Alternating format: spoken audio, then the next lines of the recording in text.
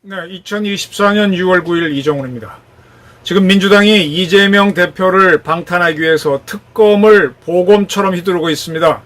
이에 대해 국민의힘 전 비대위원장인 한동훈 씨가 이재명의 사법 리스크를 콕 집어서 제기했습니다.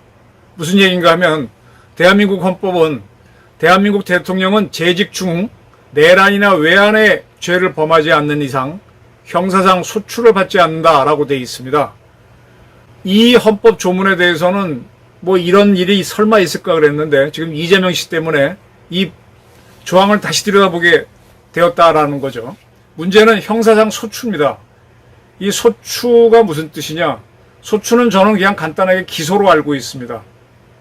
왜냐하면은 헌법재판에서 탄핵 소추라고 해서 탄핵을 제기하는 걸 탄핵 심판을 제기하는 거를 소추라고 그러고 그 다음에 탄핵 심판을 하게 되죠. 재판을 하게 되기 때문에 재판하고 소추를 분명히 구별을 합니다.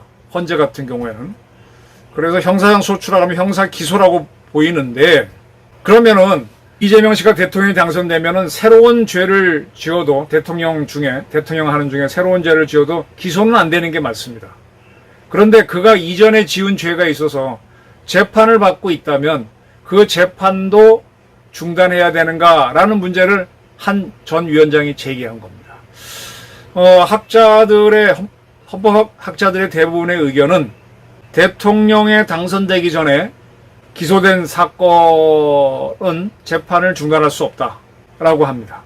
재판을 중단할 수 없다. 그러니까 그가 대통령이 취임해도 재판은 계속 열리고 그리고 그 재판에서 집행유예 이상의 형이 나오면은 그는 대통령을 그만둬야 된다라고 해석을 합니다. 그러나 현실 세계에서 과연 법원이 집행유예 이상의 실형을 선고하겠느냐? 어쩌면 재판을 질질 끌고 하지 않음으로 인해서 그의 대통령 임무를 채워줄 수도 있다라는 해석이 많습니다. 어찌됐든 이재명 씨는 대통령에 당선되더라도 현재 받고 있는 재판은 중단되지 않는다는 게 다수 이론이고 그거를 콕 집어서 한동훈 씨가 이야기한 겁니다. 자, 지금 이재명 대표는요, 왜 이야기를 꺼냈는가 하면은 이번에 이화영 전 경기도 부지사에 대해서 징역 9년 6개월, 벌금 2억 몇천만 원이 나왔죠. 형이 유죄가 나왔습니다. 그 중에서 가장 관심이 끈 게 쌍방울이 북한에 제공한 돈 800만 달러 중에서 300만 달러는 불법이다 라고 판단한 1심의 판결입니다. 네. 이 돈이 불법이라고 하는 거는 결국은 이재명 씨 당시 경기도지사의 북한 방문을 위해서 준 거기 때문에 이 돈은 이재명 씨가 제3자인 쌍방울 그룹으로 하여금 북한에게 준 뇌물이다 라고 볼 수가 있죠.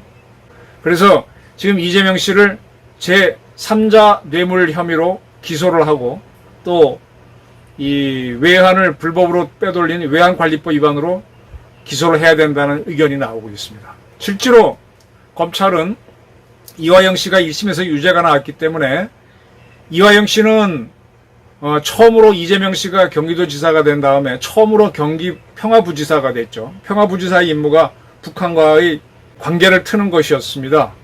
경기부지사를 설치한 사람이 이재명이니까 이화영 씨가 쌍방울을 하고 같이 다니면서 쌍방울에 돈을 써서 이재명의 방북을 추진했다라고 하면은 그 돈은 이재명을 위해서 북한에 준 돈이 되겠죠. 이걸 기소할 겁니다.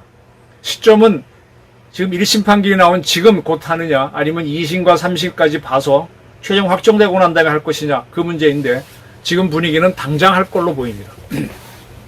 이렇게 되면 이재명 씨는 현재 10개 법률을 위반해서 기소가 됐고요. 그가 연루된 사건은 7개입니다. 뭐 대장동, 위례,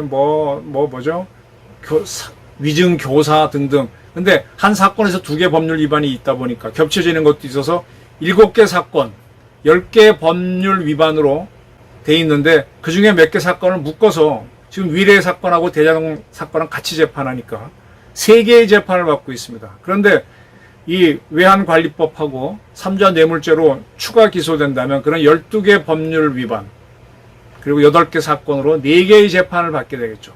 이 많은 재판 중에서 하나만 유죄가 나와도 그는 차기 대선에 나가지 못합니다. 근데 이 유죄라고 하는 거는 3심까지 가서 확정되는 것을 말합니다. 현재 시점이 6월이니까 차기 선거는 앞으로 2년 한 9개월 뒤에 있겠죠.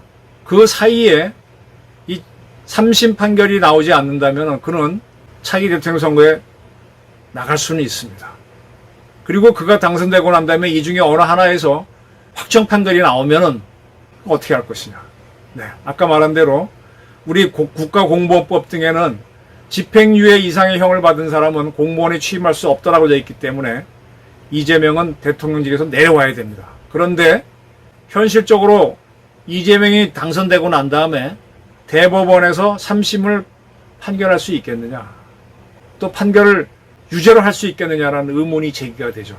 그래서 이재명의 사법 리스크가 나오는 겁니다. 이것이 불분명하기 때문에 지금 이재명 측은 자꾸 서둘러서 대통령 선거를 하자는 거죠. 서두르는 그걸 위해서는 뭡니까? 현재 대통령인 윤석열 대통령이 임기를 다 채우지 않고 하야를 해야 됩니다. 하야를 그냥 할 리는 없으니까 뭐 최혜병 특검, 김건희 특검, 또 이화영 특검 등 온갖 특검을 거론해서 탄핵으로 몰고 가는 겁니다. 지금 이재명 사법 리스크 때문에 민주당이 대한민국 정치를 시끄럽게 하고 대통령 임기를 못 채우게 만드는 불안 요소가 되고 있습니다. 그리고 이게 성공하든 실패하든 관계없이 이재명이 당선돼도 대한민국 사법부는 이재명한테 유죄를 줄 것이냐 말 것이냐, 또 재판을 연기할 것이냐 말 것이냐 긴 고민을 하게 된다는 것이죠. 이게 이재명의 사법 리스크입니다. 이러한 사람을 대한민국 대통령으로 만들자는 것이 민주당이죠. 이를 위해서 가장 강력한 대여 투쟁가인 정청래를 법사위원장에 앉히려고 합니다. 자, 이재명의 사법 리스크 이제 본격화되고 있습니다. 이재명 씨는 어찌되든 간에 자기가 유죄가 나오면은 정치적으로도 끝날 뿐만 아니라 이제 처벌을 받아야 되죠. 뭐 워낙 재판이 많고 사건이 많으니까 유죄를 한두 군데서 받지는 않겠죠. 그러면 감옥에 가야 될 것이고 또 그의 부인도 법가비리로 갈 가능성이 높습니다. 그럼 이걸 피하기 위해서 정치 투쟁을 할 것인데 이 투쟁을 대한민국 사회가 얼마나 용인할 것이냐, 민주주의라는 이름으로 얼마나 용인할 것이냐가 우리의 문제입니다. 아주 이번 대한민국 최대의 난센스는 인천시 계양을의 주민들이 이 문제 많은 이재명을 국회의원으로 선출해줬다는 겁니다. 그때 이미 10개 법률 위반으로 7개 사건에서 3개의 재판을 받고 있었음에도 불구하고 계양을 시민들은 그를 뽑아줬죠. 근데 뽑아줬기 때문에 그는 대선을 넘볼 수 있게 됐고, 넘보려고 하다 보니까 자기 재판을 질질 끌게 하면서 동시에 윤석열 정부를 뒤흔드는, 즉 대한민국을 정치적으로 불안하게 만드는 이러한 현상을 만들어내고 있습니다. 그런데 또 이화영 씨 1심 유죄가 나오면서 그는 추가로 기소될 위기에 처해 있는 거죠.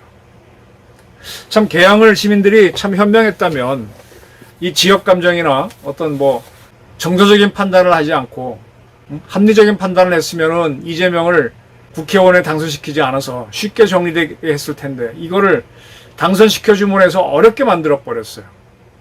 자, 그건 이미 벌어진 일이고 지금 이 판국에 우리는 지금 어떻게 해야 되겠습니까?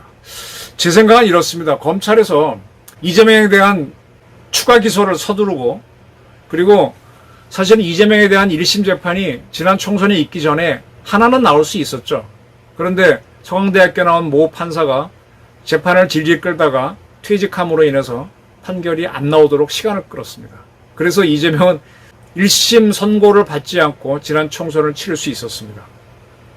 이것이 현상이었다면은 이제는 모든 언론이 이재명에 대한 재판을 속히 하도록 사법부를 촉구해야 될 것 같아요. 속히 한다고 해서 일정을 어겨가면서 빨리 하라는 게 아니라 적법하게 하라는 거죠. 근데 지금 무슨 사건이죠? 거기에서는 이재명 씨 측이 재판을 끌기 위해서 증인을 무려 410명인가 신청한 적이 있습니다. 그리고 이화영 씨도요, 자기 재판을 질질 끌기 위해서 기피 신청을 냈었죠. 재판부 기피 신청을. 나 이 재판부가 공정하지 않아서 못 받겠다 해서 신청을 내면 그게 1심, 2심, 3심 갔다가 기각되면 다시 내려오거든요. 시간을 끄는 겁니다. 아마 이재명 측은 그렇게 할 겁니다. 이런 것들이 다 벌어지더라도 우리 법률이 허용하는 범위 내에서 이재명은 모든 저항을 할 겁니다. 그렇더라도 사법부가 여론의 민주당의 압박에 휩쓸리지 말고 재판을 하도록 해야 될 겁니다. 민주당은 사법부가 이렇게 정상적으로 가는 걸 막기 위해서 국정감사라든지 이런 데서 사법부를 굉장히 몰아칠 거예요. 그리고 이재명 대표의 유죄 판결을 막기 위한 법 같은 걸 만들어서 통과시키려고 할 겁니다. 이를 위해서 지금 정청래를 법사위원장에 앉혔을 가능성도 있습니다. 이제 이재명과 민주당은 대한민국 법률 체제와 전면적인 전쟁으로 들어가는 겁니다. 글쎄요, 이러한 싸움에서 대한민국 법률이 져야 될까요? 진다면 저는 참 슬픈, 대한민국은 참 원치 않는 새로운 독재 시대로 들어간다라고 저는 봅니다. 이재명 하나 때문에 이렇게 대한민국이, 그 민주당이 위인설관하듯이 저렇게 체제를 만들어야 되고 또 특검을 저렇게 휘둘러야 되는지 참 이상합니다. 이상합니다. 북한이 똥비라 오물풍선을 떼는 것만큼이나 이상합니다. 결국은 대한민국 주권자인 국민들이 움직여야 될 것 같아요. 집권 야당이 검찰 독재라고 하는 말을 만들어서 우리나라 사법체제를 무력화시키고 이재명을 당선시켜서 권력을 유지하려고 하는 이 처절한 노력을 우리 국민들이 집권 야당을 향한 저항권을 행사해서 붕괴시켜야 된다. 저는 이렇게 봅니다. 이재명 사법 리스크는 현실입니다. 감사합니다.